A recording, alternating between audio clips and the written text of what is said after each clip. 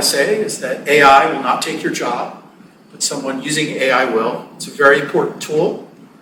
We need to look at it like a tool, not like a replacement, but you need to understand its positives and its negatives and not be scared of it. Today we're going to talk about some practical applications of it. And I call my presentation Chatting with the Digital Brain. Here's my beautiful artwork, Dolly and Bing Chat. Class is so boring. I wish I could eat some pizza. They never let us eat pizza in school. Did someone say pizza? Like, are you craving something cheesy and new? We got the perfect snack for you.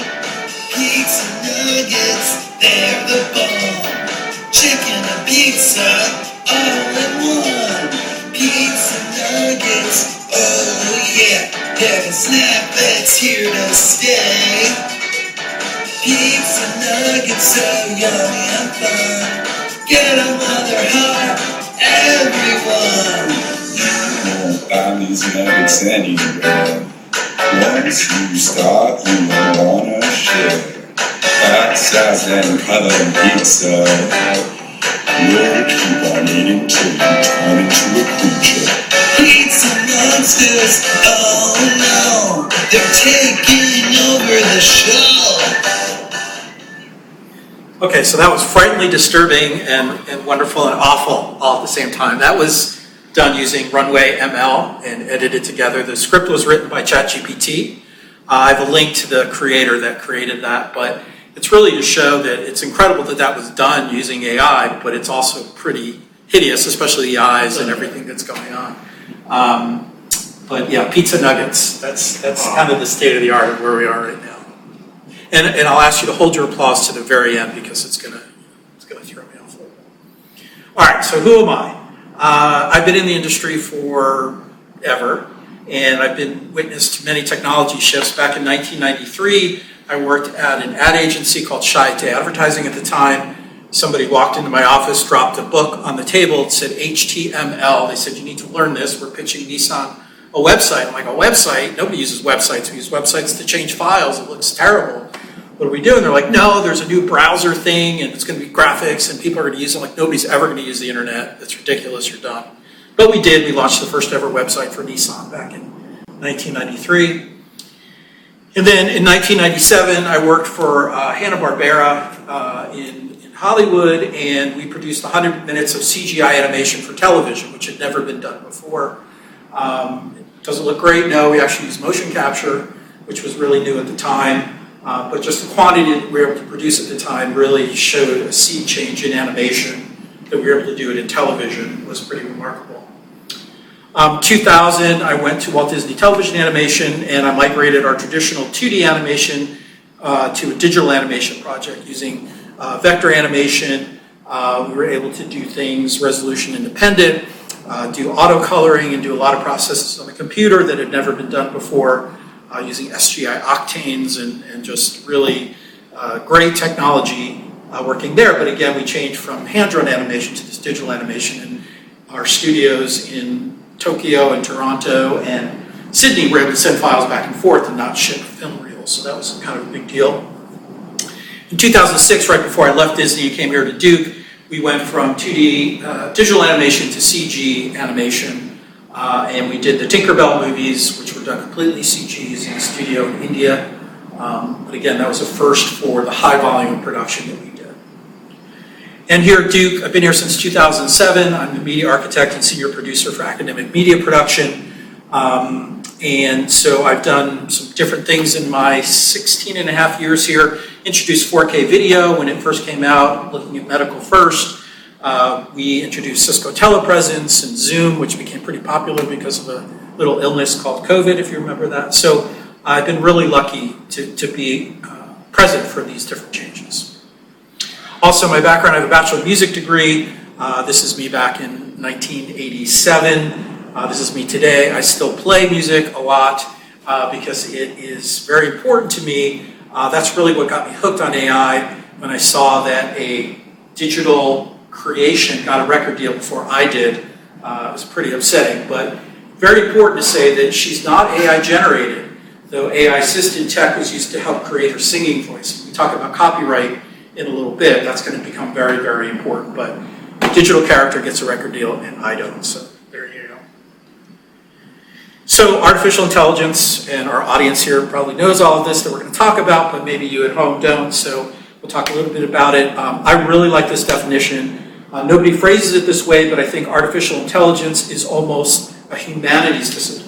It's really an attempt to understand human intelligence and human cognition, right? So if we don't know how we think, how can we have the computer? The computer only does what we tell it, right? It's ones and zeros. So we kind of have to codify how we think and how we make decisions. And that's amazing to me that that was done. And artificial intelligence also is not new. Back in 1956, Dartmouth Workshop marked the birth of the AI as a field. And then in the 70s and 80s, there were different large computers thinking about medical diagnosis and doing chemistry stuff. In the 2010s, we had GPUs come out, graphic processing units, that helped us do these massive computations that we couldn't really do before except at big universities like Duke. So that really helped spur the whole large language model. And in 2018, ChatGPT was first released, but we didn't hear anything about it. Why didn't we hear anything back in 2018? So I want to talk about that just a little bit and compare that to the growth of computing in general, right? So 1943, I think there is a world market for maybe 5 computers, said Thomas Watson of IBM, right? And I think it's ironic that IBM calls their AI Watson, right? That's kind of crazy. So clearly the dude was wrong, but look what he was looking at, right? So we look at when the first computer was created. That was back in 1951. The first commercial computer was sold. Then we go all the way up to 1984 before Mac OS and Windows OS came in. And what did that do? That introduced a paradigm to people that they understood, right? So you have a desktop, you have a trash can, you have files and folders and things that people can now relate to. It's not writing lines of code or writing punch cards. So all of a sudden, with each iteration of operating system getting better and better, more and more people adopted it. So we see this rapid rise of that. So we look at our computer thing, no GUI to GUI. We have 30 years of no GUI, and then in just 15 years, half the people in the country had a computer.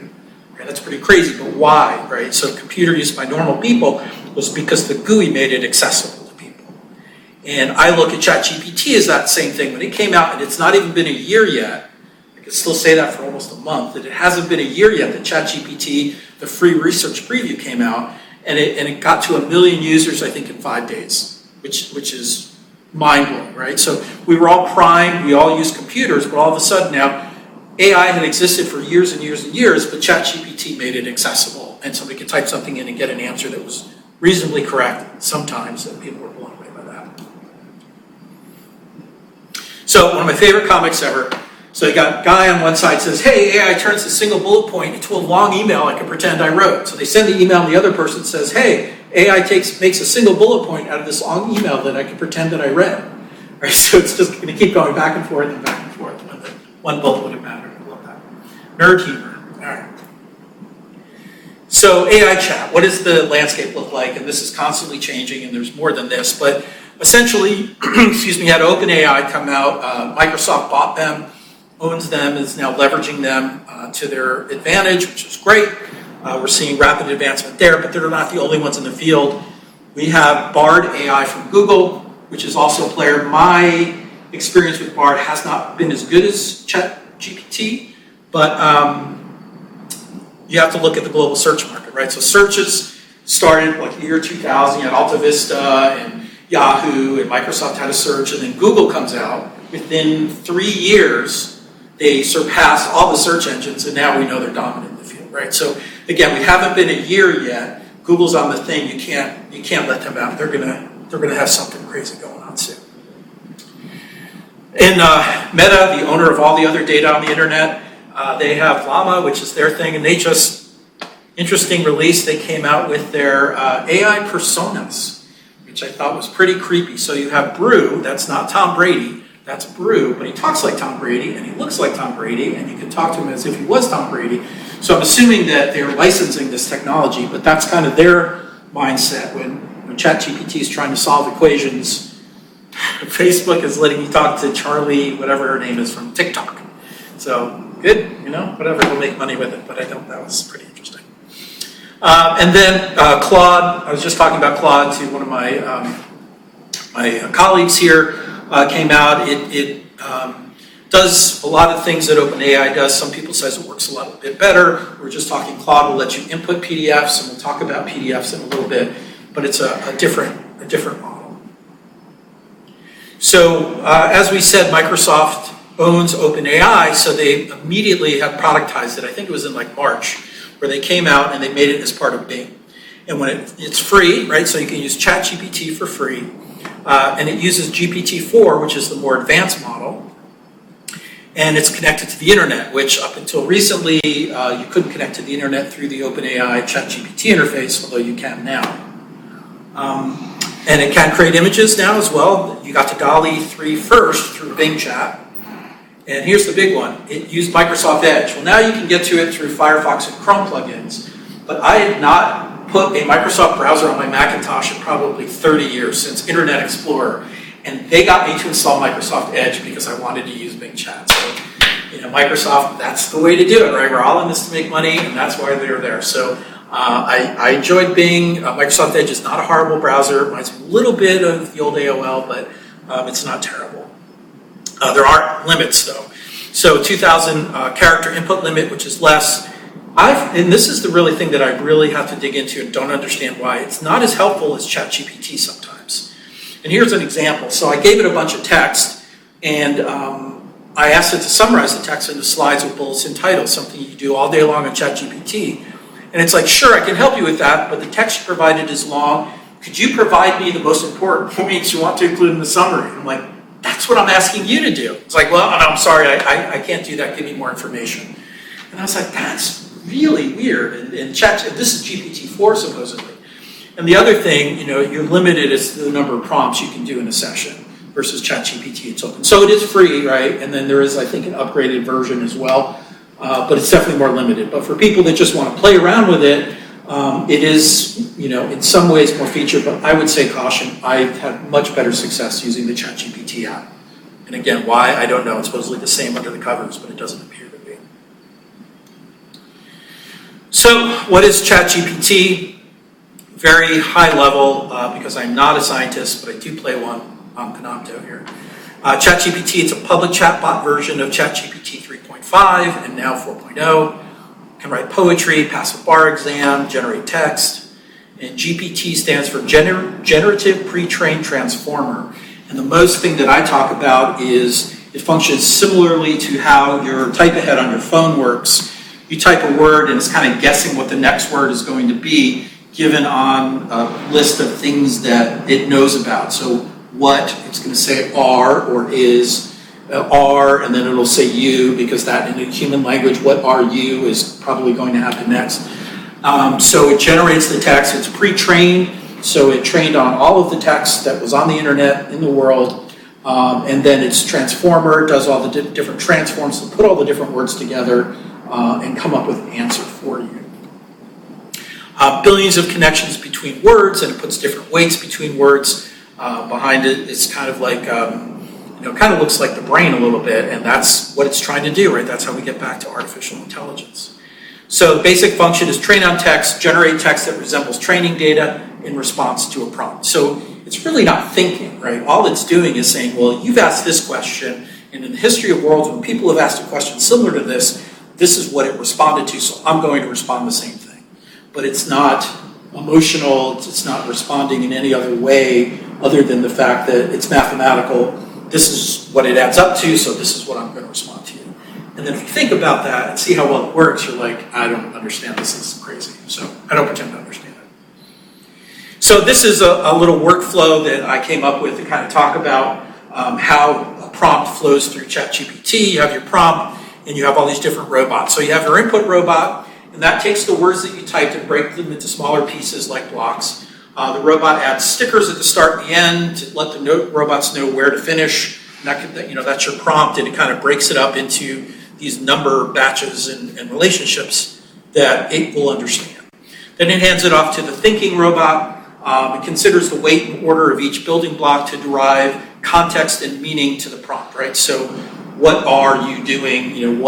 Doesn't have any context, but in the string of text and in the chat history, it has some context of what you're doing, so it tries to understand that. And then it gives some words more weight than others as it goes through there, and it applies those weights to those words. Hands it off to the memory robot and keeps track of the prompts and conversations that are happening. And to me, this is the most important part of having it be a chatbot, right? Google, you ask it a question, it gives you an answer, and you're done. In the power of ChatGPT and things like it, all chatbots, is you are having a conversation and it understands what you asked before. So you say, given this information or given that answer, what do you think about this? And then, or that. And then you go back and you continue to have the conversations. And you could say, I don't think that's right. Can you look at that again? And it will. So it understands what's been going on and keeps track of that conversation. Then it hands up to the talking robot. So this starts building sentences and choosing a word at a time. It uses the memory book to pick words that fit well together. Then it checks weights to pick words with higher weights to sound smarter. That's the cool thing that I want. So it always wants to sound smarter. Hands it off to the output robot. So now the output robot is going to take the answer and put it into English, right? It's like building a toy out of blocks. It's going to knows grammar rules and it knows dialects and how things go together, and it follows the plan. And then it uses weights again to make sure that the words flow nicely together. And then finally, what I think is the most important and the scariest robot is the safety robot, right? So they put guardrails on this. So if you ask ChatGPT, how do I build a bomb? It'll say, I'm sorry, I can't do that. If you say, can you give me some insults for this person? It'll say, I'm sorry, I can't do that. So it kind of understands what good behavior is and what bad behavior is. And there's a whole bunch of people working on just that, on how to make sure these things are safe and can't be used to take over humanity and do evil things. And then once it gets through the safety robot, then you get your answer as it comes out. And you can see all my robots are tied into all the history of the world. And this image was created in, I think it was Runway. So really quick, GPT-3 versus 4. Excuse me. GPT-4 can handle longer prompts and conversations. It doesn't make as many factual errors. 3.5 is faster, so if you want to get the wrong answer quicker, use 3.5. And it doesn't come with hourly prompt restrictions. So I taught a class this summer with some students who were trying to build a chatbot for Duke to use for our service desk, and we wanted to use GPT-4 and they wouldn't let us use it. They said there's too many usage restrictions, you can't use it. So hopefully that will change in the future moving forward. So the big thing I want to talk about today to all of you students out there is security. All right, so since the release of ChatGPT and their API, there's literally been hundreds and hundreds and hundreds of websites that have come out that says, hey, we do this special thing with AI, and we do this with AI, and that with AI, and everything's .ai. And what's happened is a lot of bad players are out there as well. And the thing I always do is, let's say there's socialsecurity.ai. Just give me your social security number and your address, and I'll give you all of your retirement information that you'll ever need to know to plan with, right? So one of the first things I did after getting back from Christmas vacation last year was worked with the OIT security office, and we came up with some guidelines on how to safely use all these products. Because being said how dangerous it can be, there are ways you can safely play with it, and we want people to use it, and we want people to test it, find the good ones from the bad ones, and really go through all this. So there's some safety rules that we came out, security.duke.edu, use of AI tools, and I'll have a link to this in the PDF that you can have as your parting gift. So the first thing that we recommend is, don't use your Duke NetID, email, or password.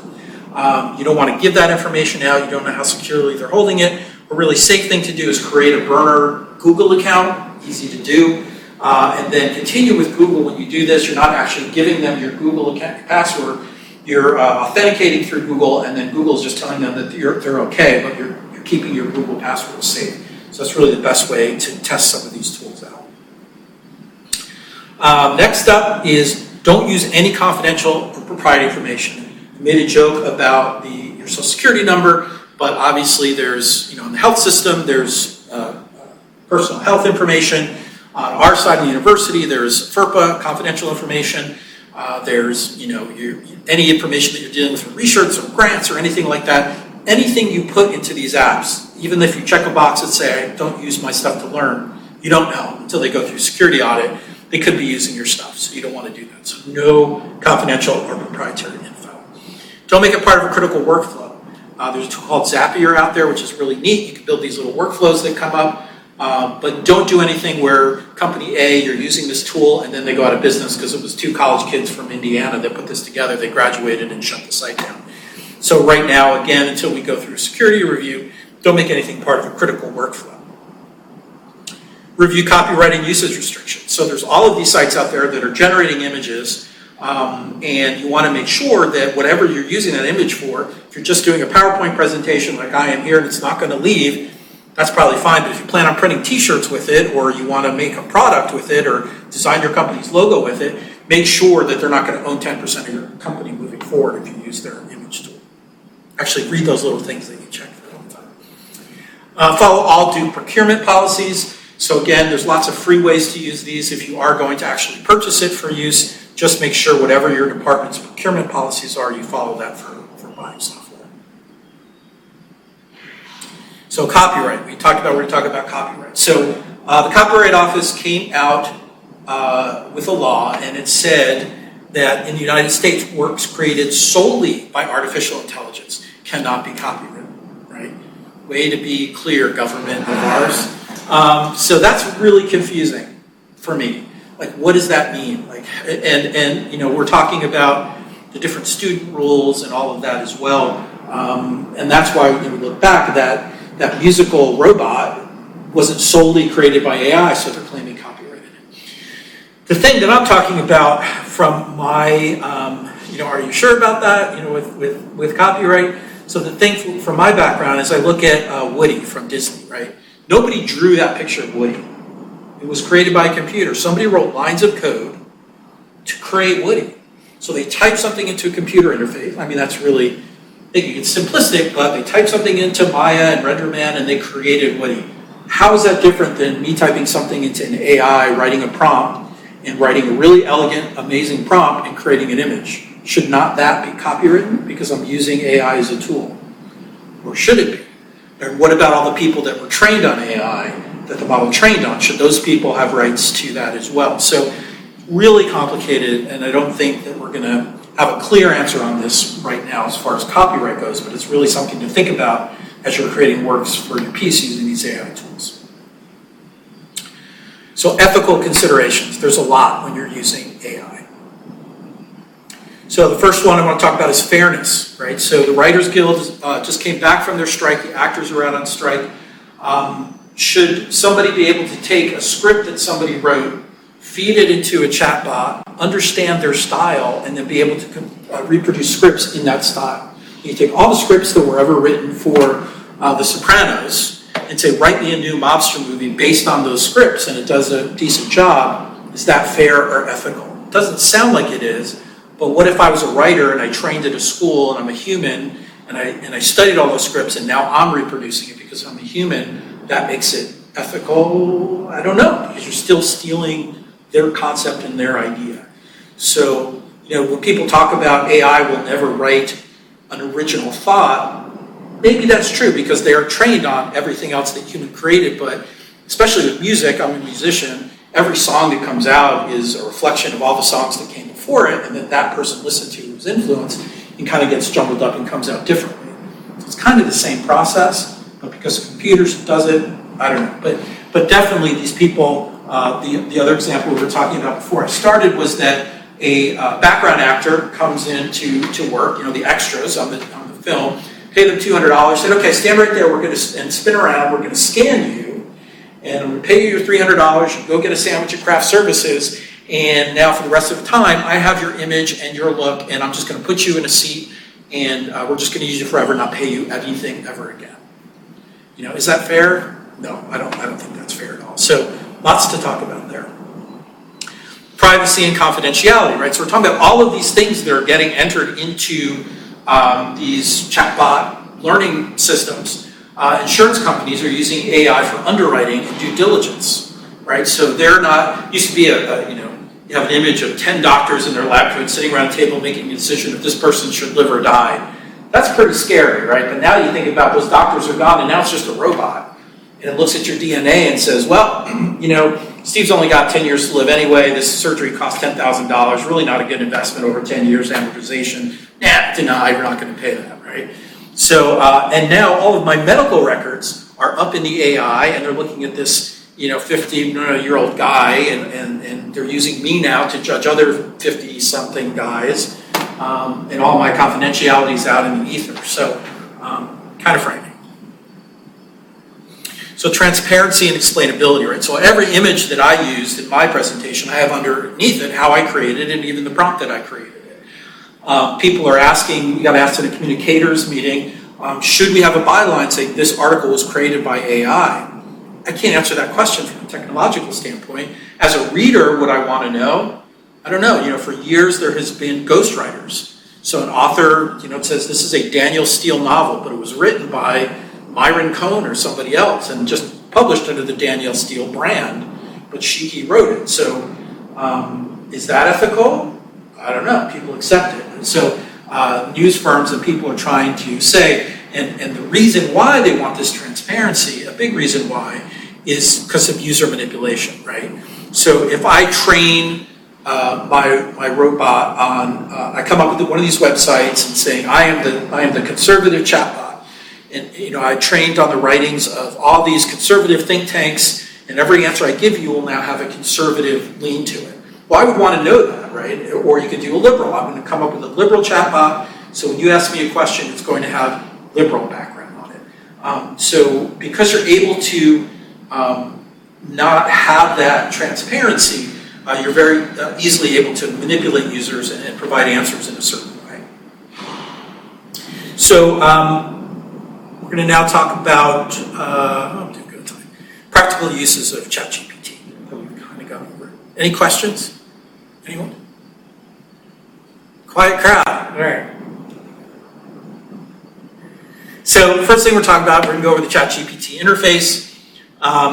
This is the click-through that you get that we normally just all click through. But I kind of wanted to show because they're telling you some things up front that are pretty important, right? First off, this is free. Right, so this is a free, and they use the word research. So right there, that should tell you, this may not work. And then they tell you all of this, that it could be incorrect, misleading, offensive, or biased. This sounds like a great product. Sign me up. Right? So when it's a product that ever said that, they're telling you right up front that this is the case. And it's true. It's even true, and we all still love it, and we're all using it, right? So it's right there. And then said how we collect data. Again, they're telling you we are collecting your data, although there's a button now that you can turn that off. Who knows if that's real or not. But goes on, don't share sensitive information, which is what we've already talked about. And we want your feedback. When we talk more about feedback, this is really, really interesting. Using the up and down arrows actually works, and I have a pretty cool example for that. So in the ChatGPT interface, there's a box here. 3.5 is the free version. You can see GPT-4, it's got a lock on it. That you have to pay, I think it's $20 a month. I have signed up for that since I did this screen capture. But the other cool thing is it saves all of your chat sessions. So you can go back in if you have another question and continue a chat session. It saves all of that information and all of that context. That's been really, really helpful for me. And you can actually share these chats with other people, which I've also found to be super helpful as well. So prompt engineering is the key to everything, like Jar Jar Binks. It's really how this thing happens, and the better you are at prompting, saying write me a story versus write me a story set in the Middle Ages of knights and castles and the Dark Ages and blah, blah, blah, blah. It's going to get you better answers, right? So I've kind of broken down prompt engineering into a few things here, but first, the two key things are really act as a, so act as an engineer, or act as an accountant, or act as a school professor, or explain as if I were a, that's also really helpful. And I have two examples of that kind of shows that really well. So you can use ChatGPT to help you use ChatGPT. So, I asked ChatGPT, how do I create a good prompt? As if I were a computer science professional, right? So it's going to make some assumptions in its answer that you have a certain level of knowledge. It knows what a computer science professional is. So, it talks about limitations and capabilities. It says be specific. be clear and concise, context, testing, all things that a computer scientist would know about. But then when I change that to do the same as if I were a middle school student, it changes the language a bit. It says, be specific, use simple language, give background, and this is my favorite, be polite. That freaks me out. So it knows if I'm a middle school student, I'm not a really polite person. So it's telling it to be polite. And you can get into an argument with ChatGPT. They've toned that down a little bit, but when it first came out, there were these people that would get angry. It was angry, and it was just kind of mirroring back what it was getting to the person. But this is huge. That a middle school student, it included be polite. That shows some really cool processing. I don't say thinking. I say really cool processing in there. So just to kind of go over the different aspects of prompt engineering. So the role, we just talked about that. So here's a prompt that I created. I wanted to build a study guide, and I created this just for this class today, so I'm glad you all showed up. But I'm taking a class in New Testament, and I wanted to build a study guide for me. So role, I say act as an expert in historical aspects of the Bible. The next is you give it context. Okay, you specifically have a deep understanding of the New Testament and synoptics, right? So an expert in the historical aspects of the Bible is very broad, and now I'm giving it context because this text is about the New Testament and the synoptics. So I wanted to really focus in on the knowledge for that. So that's giving it context. Then what is the task? So I say, using this document, and I give it a document, which my professor gave to me, create a study guide, right? And I want the style and tone to write it as if you were a university professor who is concerned about my comprehension of the major themes in this article, and I am one of your favorite students. So I add some things in there. Is I am one of your favorite students important? I don't know, maybe. And this all takes testing and trying out. But the style and tone, I could have written, write as if you were defending your PhD on this topic, and these are the questions that you might be asked, would give you a different style and tone than somebody who's a professor and trying to make sure that you learn. So the style and tone is very important. The instruction. Okay, so now the task is kind of the broad. I'm creating a study guide. But the instruction is really giving very specifics about what I want. I want 10 questions on the 10 most important points. So I'm giving it really specific instructions. Provide the answers you would expect a student to write who comprehended this article, right? So I want the answers not just to be good, I would want it to be written as if a student comprehended the article, not necessarily a biblical scholar. And finally, giving it even more clarity, more information. So make sure each question is no more than 2 sentences, and each answer should also include the definition of any vocabulary that is critical to understanding the concept discussed. So I could have just typed, here's an article, give me a study guide, and I would have got an answer. But the more you put into this, the better the results you get out of it. And here's where it gets interesting. This was really, I just did this, I got my final answer like an hour ago, but I've been working on this with a faculty member for a few days now. So when I first typed it in there, I'm using ChatGPT 4. You can see at the top, web browsing is enabled. I just copied the prompt in here, and I said do it. And it says, I was unable to access the document directly through the link provided. Okay, what? That surprised me. Okay, so that's a test there. Again, one of my peers told me that you can upload PDFs through Claude AI. But I'm like, okay, this is all part of a test, couldn't do it. But then it said, but I can help you create a study guide based on the information. I'm like, no, I don't want you to do that. Thanks, but you're not going to give me the information I want. I'm working with an instructor, and I want to get that information. So I said, I will go use Bing Chat, because Bing Chat is connected to the internet. I know that, and it's read PDFs, so I'm going to do that. So I loaded into Bing Chat, and I couldn't get a screen capture of it, so I just copied it and pasted it into Word, what you're looking at here. Same prompt, and it said, hello, this is Bing, glad to help you. I've read the document on the current web page, context, and it prepared a study guide for you. Great, but the thing I noticed immediately, it came back with that answer immediately. I'm like, it's like a 10-page PDF. I'm like, unless this is like an ungodly huge computer, there's no way that it read that PDF that quickly. And that kind of stuck in my mind. I'm like, that's really weird. And going with your gut on these things is super important. Because I said that to the professor. I go, okay, well, it said it read your PDF, and here's the answer it got. What do you think? Now, I don't know anything about this topic, so it'll look good to me, right? I'm like, oh, great, I got a study guide. So this is the response from the professor. Thanks, interesting. This is really terrible. And this time, I can't blame the source material. What is produced misunderstands a fairly fundamental element of the article. And examples provides fatigue are all bogus, none are taken from the article. It's sort of a hodgepodge of materials. All right, so it's terrible, but his thing, none are taken from the article. I'm like, it didn't read the PDF, but it told me it read the PDF. So either it did read the PDF, and it's just terrible, but it's using ChatGPT 4, or it didn't really read the PDF and told me it did. And I don't know which is worse. I mean, they're both pretty terrible. And he tried it in BARD, and he said it was better. He said it was a B- instead of a D-. This is a great faculty member. His daughters went to school with my daughter, so I've known him for a long time. But that was great. I'm like, okay, well, thank you. And he ended up finding an HTML version of it. So I went back to ChatGPT and ChatGPT 4 web browsing. And this time, if you notice, I put HTML, right? So now there's an actually web page for this.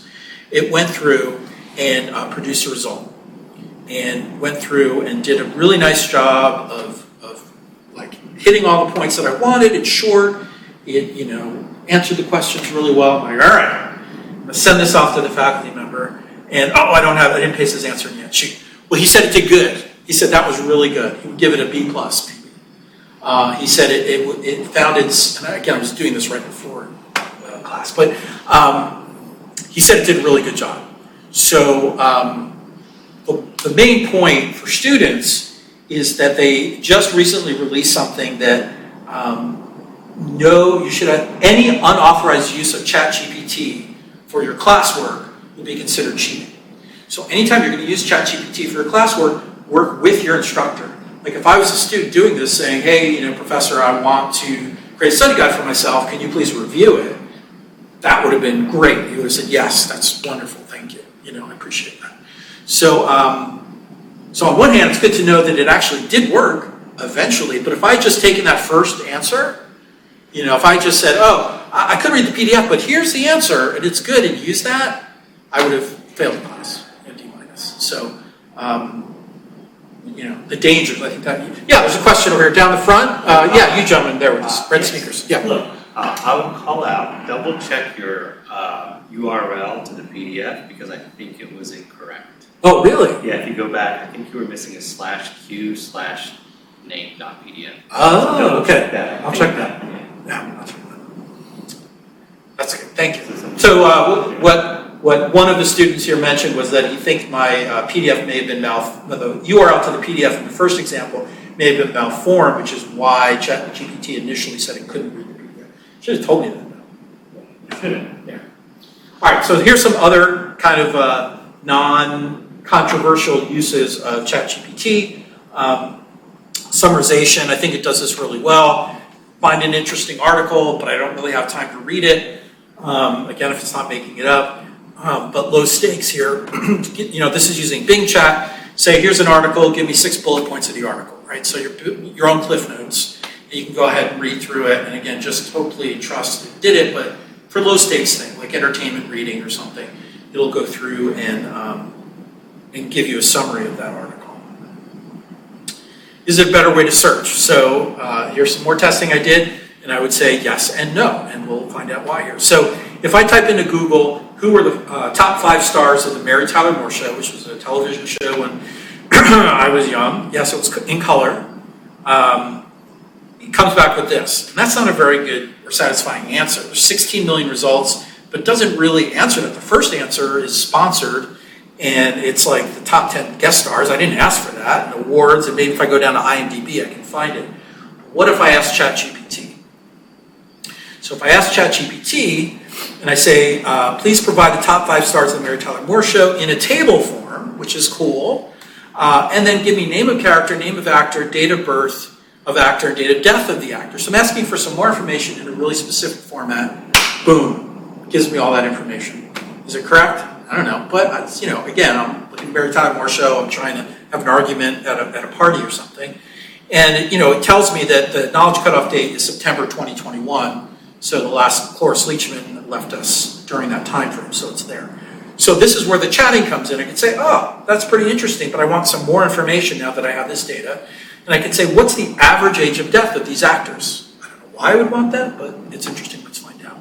So I thought it was interesting that it showed its work, right? It didn't just say the average age of death is 81.4. It actually said, well, if we take the ages at the time of their death, divide by the number of actors, here's how we can do it. And then it shows the age of death of everybody in the actor, which it didn't show me in the chart, and then summed up the ages and then divided by 5 and gave me the answer. So in some ways, that's really good. If it's showing you your work, you can say, oh, you should have divided by 6 or something. You can check it better. And I thought that was cool. And I'll have some other examples of that as well.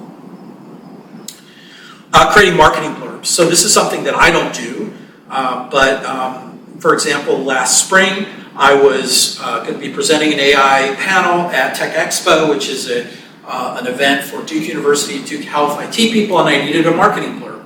So I told ChatGPT what Tech Expo was and what I'm going to be talking about, and it wrote me a really good marketing blurb that worked great. It took me 10 seconds. I was able to edit it, cut it down a little bit, and I was done with this task that I may have sweated over for 15 or 20 minutes trying to write something out there. So I thought that was a really good use for the tool. Another good use, low risk, extracting data from text.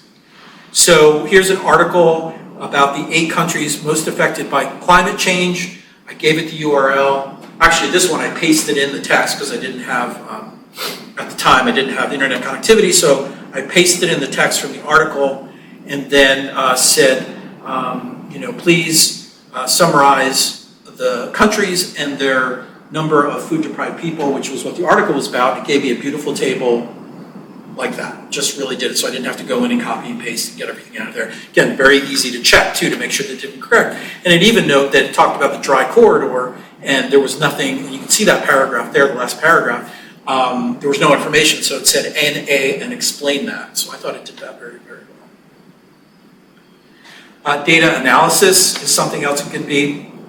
You always want to use public and not private data, limitations on the character, and the caveat here is you may not get the same answer twice.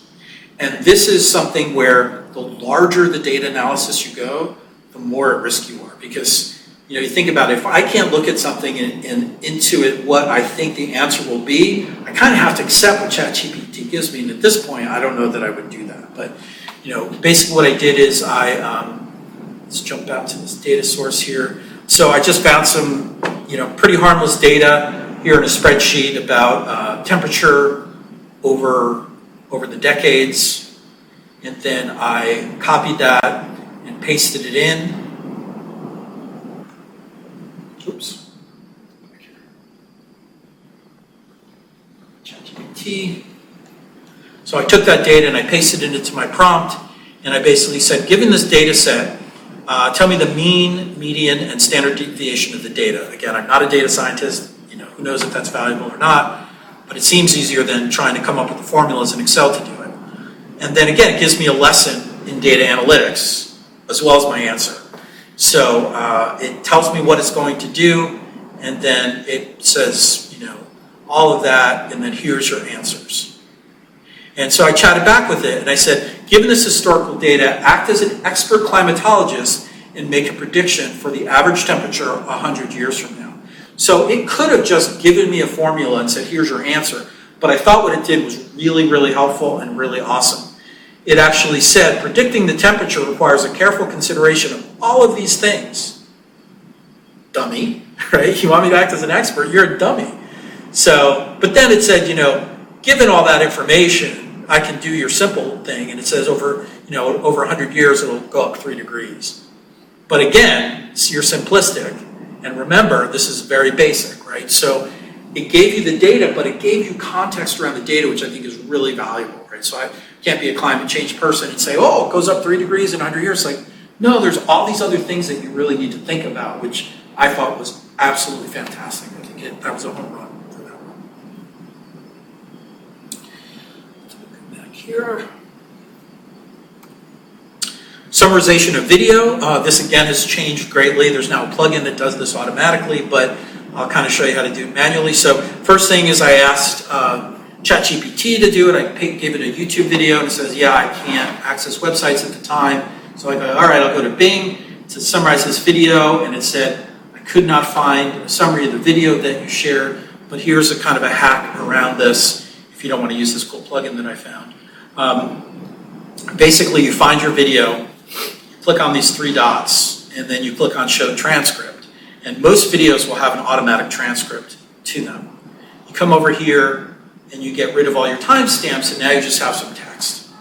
So you just take this text, you paste it into ChatGPT, and then basically what I did is, actually, I can't go back, but what I said is take this text and break it into slides for me with 3 bullets each and an introduction. And it did a really, really good job in breaking this topic down based on the text and giving me a few bullets per slide. So once I have that, I want to show another transformation, which also shows the power of ChatGPT for coding, for things that you don't want to do. So look here at the ChatGPT code for this. Again, I went in again and I pasted it. This was another weird thing that I just wanted to show. ChatGPT usually would take everything, but when I went back to repaste this text in, it had me repaste it in one at a time. And then it would start chomping on that data after I had entered, so I would have to hit stop generating and paste it in. So this one took about four pastes of text to get it in there, but it took it all. And then I said, given all those pages of text, please write a PowerPoint presentation with a title and at least 3 bullets per slide, including numbers or stats when important. Okay, so I said a PowerPoint presentation, but it didn't really necessarily need to be the brand PowerPoint. It was just titles and bullets is what I had it create. But it understood what PowerPoint made, and it did a good job because it called out slides, slide 1, slide 3, whatever. And it did all that. But now I said, given that slide summary, write a Microsoft Visual Basic script to convert it to PowerPoint slide deck. I don't know Visual Basic, right?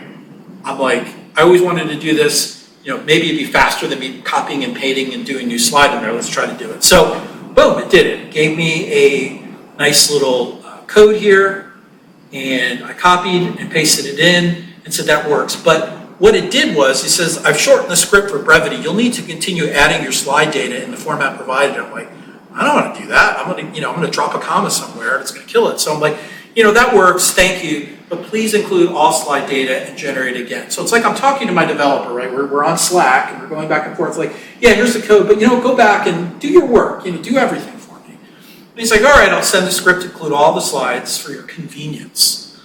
Being a little sarcastic. And say, here's how it goes. So it did it. So you can see all the slides in there. And then the script gives an error, compile error, unexpected ENSO. He's like, I'm sorry for the oversight. I truncated the code. Here's the continuation and completion of the code. So it just tries to give you the end of the code. Again, I don't want to paste this in there. I'm going to miss a line break somewhere. So I say, can you put those 2 parts together in one script for me? Of course. Here's the complete Visual Basic script for generating a PowerPoint slide deck. There it is. And now I said, hey, I'm getting another error. Getting an error, subscript out of range. And then it tells me what that error is, and here's an adjusted script. Still getting that error. Now I'm really working with my developer. Please just join the 2 final scripts into one script. Of course, let's join the 2 parts together. And there it is. So it actually works. So now I just click on this little button here. It says copy code. And I will switch into PowerPoint. And I'll show where this is. I'll go into Tools. I'll go into Macro and Visual Basic Editor. I'll click on this little guy here to create a new script. I'll paste my script in there and hit play. And boom, I've got all my slides.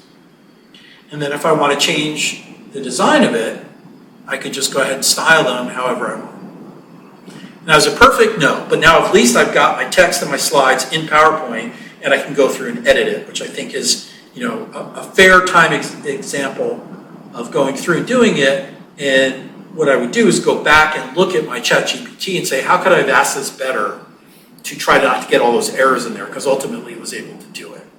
but I've never used Visual Basic Script in my life, and here I was able to generate a PowerPoint from it, so I thought that was pretty neat. And so that's what I said, trial and error, right? So this was DALL-E 2, photorealistic judge from the 1800s sitting on a bench, galvanodramatic lighting, and we can see what DALL-E does best is fingers. It really likes fingers, so you get a lot of them. It seems to be much better in DALL-E 3 now. You don't get as many fingers, which I kind of miss. Here's another quick example of coding. Back in my day, I was an AppleScript wizard. I hadn't done it in years and years. I had all of these files here that I wanted to rename on my desktop, and I knew there was a way to do it through AppleScript. I just, if I had a look at how to do it. So I went out and I said, make me an AppleScript, and I just happened to use Big Chat. Make me an AppleScript to rename every file in a selected folder, and generating answers, and it gives me the script, and paste it into my script editor and hit play, and it worked perfectly. So if you're going to do this, another caveat, test, test, test. Don't batch do 1,000 files and you go, oh, I messed something up there and how to do it. So test it first. But it was awesome. That was a really great way to just, I knew that AppleScript could do it, and it did it for me in like a second. So it was really great. So this image is something that I created. When I'm creating these images, usually I go out to Pixabay to find there. So I wanted something for usefulness, and that's what it gave me. A tank. I don't know what that has to do, usefulness, and a kitty cat. Not really great. So I decided to use some stacking. The stacking involves using one AI tool to feed a prompt to another AI tool. So I had ChatGPT build me a prompt, fed it into DALL-E to create an image, and then use Photoshop Beta to then extend the image. So I said, write me a prompt for DALL-E that will create an illustration, in 16:9 aspect ratio. So it gave me a prompt for DALL-E that was, much more vivid and extended than what I was going to do. So it gave me the prompt, and that's the image that I got. And I realized at this point, it was early on, that DALL-E will not do 16:9 aspect ratios. But I wanted 16:9 aspect ratios. So I copied that image, and I took it into Photoshop. This was the beta at the time, and now this is in the regular version of Photoshop. Did a selection of the image, left a little bit around it, reversed the selection, and then just had it generate an image flowing out there. And one thing you can tell is that the resolution of the generated image is a little less, but again, for what I'm doing in PowerPoint, it didn't matter. It was great. I was able to copy it, do a full image background 16:9, and I was done in seconds. So I thought it did a really good job. We are running close to being out of time. I'm going to keep going. If you need to leave, you're cool. So, if the audience needs to get up and leave, that's fine. I hope this camera zoomed in. So working with Excel, creating formulas. This is also something, I'm a bit of an Excel ninja, but I can never remember what formula to use for what. So here was a problem that I invented. Let's say I did 2 talks on August 15th and August 30th, and I have the invite list from those 2 dates, but I want to find out who came to both events very quickly. So I asked ChatGPT, write me an Excel formula to compare the list in column A with the list in column B and flag the names that appear twice. Gave me the solution right away, didn't even think about it, copy code, paste the code in there, and got an error. So a couple things I did wrong. First of all, I didn't ask the right question, and there was a better way to phase that because I didn't want to compare the list, the names that appear twice. I wanted to see what name appears in both columns. So that was a little messed up. And the second thing is I didn't tell them how many rows there were, how many people there were. So it used last row, right? So it says right there, replace last row with the row number of your data ends. And I didn't read that. I just copied and pasted and did that in there. So again, I didn't give it all the information I should have. So I redid the prompt. And I said, write me an Excel formula to compare a list of 50 people in column A with a list in column B and flag all the names that appear both column A and column B. So this time I told them that there were 50 names, so it knew how many rows there were. So it gave me the formula. Again, copied code. Yeah, all right. Paste it in, drag it down, boom, and it flagged all the data for me. Worked great. So if you ask the right question, you get the right answer. So I thought that was pretty neat. The other cool thing about this is I had a problem that I wanted to share and teach. I could generate the sample data to do this. And this is an excellent way to test these apps. If you have a particular thing that you want to do, Like a great example is I was doing something with a directory from the Divinity School, and I had the directory, and I knew what columns there were, but I didn't want to use their actual names and phone numbers in this thing. So you can use Excel to very easily generate sample data to then use with your testing. So what I did is, for that example, I just told it, generate a list of 50 random fake names, first name and last name, without repeating a name. Boom, copied it into Excel. Then I told it, generate a list of 50 random fake names, first name and last name, without repeating a name, but use 17 names from the first list. So I was kind of feeding it because I wanted 17 names to match when I did my little example.